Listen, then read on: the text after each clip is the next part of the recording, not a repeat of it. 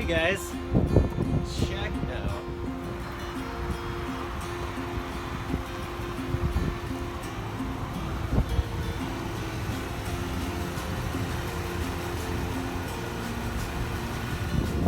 Hey everybody, this is Ben Schneebs up here at the Auto Choice here in Spearfish, South Dakota, the Schneebs.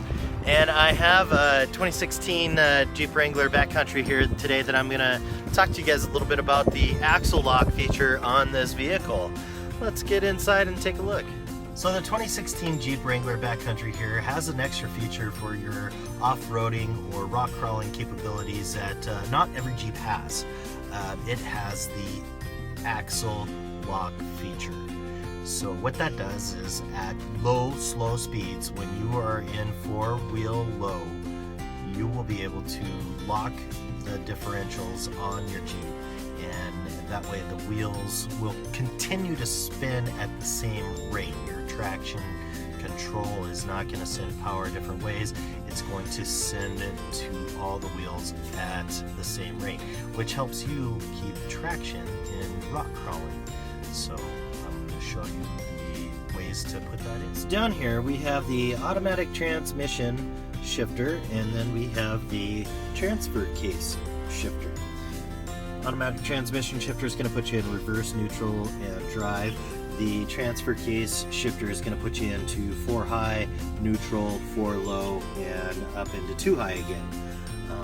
The axle lock is on the left hand side of the steering wheel here.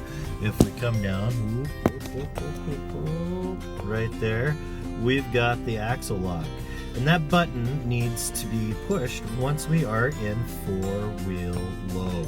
So what I'm going to do is I'm going to put my Jeep into neutral over here, and I'm going to hold the shifter down. I'm going to go into the 4 high position and move it over into the neutral position. Now this works best when you are rolling at about 2 to 3 miles an hour. With that, we're in 4-wheel low right now. What I'm going to do is right now traction control gets turned off on the Jeep. You don't have that option anymore when you're in 4-wheel low. You can see that there's 4-wheel drive is active on there. Now I'm going to take and press my my locker button right here. Press up. And the rear, actually we're going to push down on it, and the rear locker, you can see up here on the dashboard, is locked. Now again, that is going to lock the differential in the back so the wheels in the back are spinning at the same rate.